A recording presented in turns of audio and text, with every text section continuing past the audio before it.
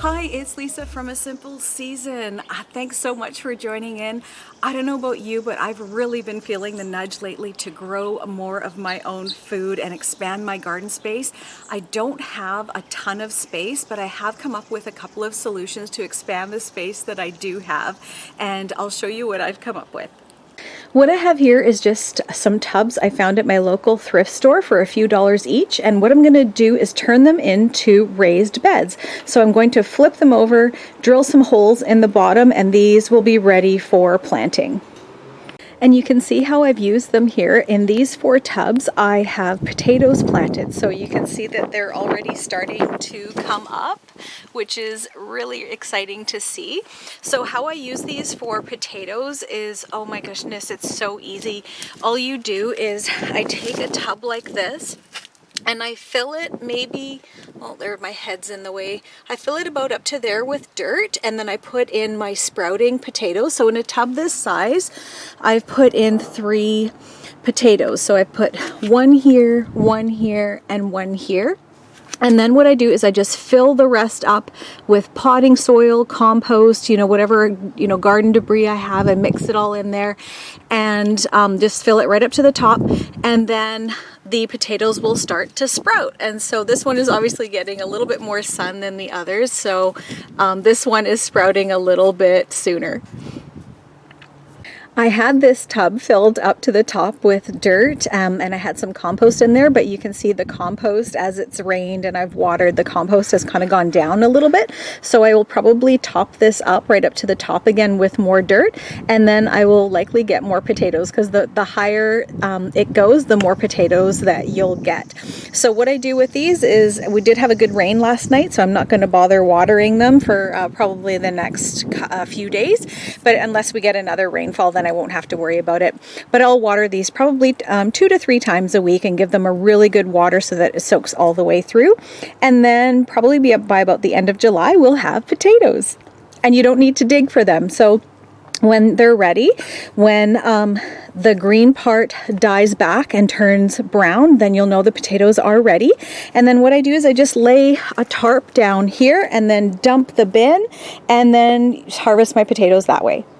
So here's an update on the greenhouse. The doors are just getting hung now, and the rest of it just needs to get painted, and there's a few little open areas that need to get sealed up, and then it'll be ready to go, which I'm super excited about.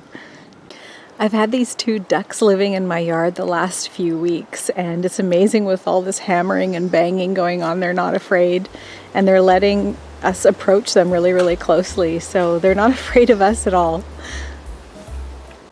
And gardening sure is a lot of work, but since we've been working so hard today, I think we're going to make something special for lunch, and hopefully you'll join me for that. So for lunch, we're going to be making a charcuterie board, and I'll show you everything that I'm going to be working with. So to make a really good charcuterie board, there's 4 different elements that I like to keep in mind. So I like to combine 4 different flavors in particular: sweet, salty, crunchy, and soft. So if you have elements of those 4 things, I find this charcuterie board turns out really, really good. So here's everything I'm using, and I'll show you how I put it together. First of all, I've got some crackers, and what I like to do is I like to take the elements of my charcuterie board and put it on both sides of the board. So I just put my crackers here, and then some on this side. I have some marble cheddar. This is some apple that I've cut up, and I've just put a little bit of lemon juice on here. So I'm going to pour those right there.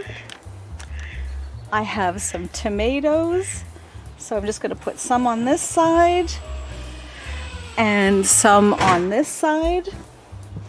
I have some olives here.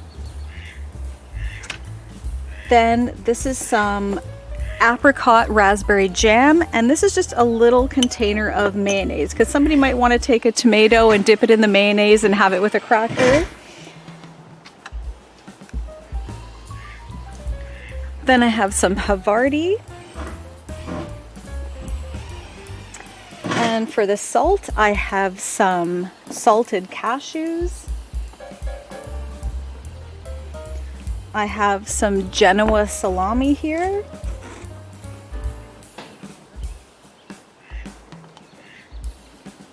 And then this is also some spicy salami.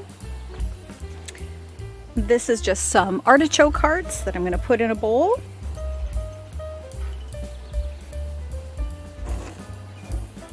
I also have some dried figs here for another little bit of sweetness. I'm going to add a few grapes.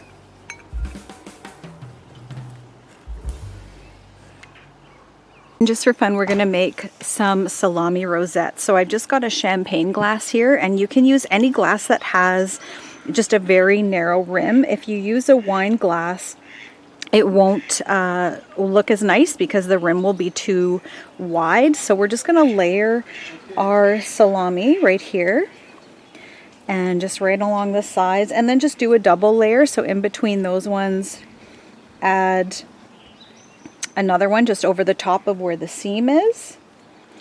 And we're just going to pinch this off like so. And then we're going to flip the glass over, and then we have this beautiful rosette, and we're going to put that on our board. I like to give our board a little bit of greenery, so the very last thing I'm going to do is just pick a few sprigs of mint and tuck those in on the ends, and it'll be done. And here we have our lovely charcuterie board all ready for lunch. Thank you so much for joining in today, and we'll catch you next time.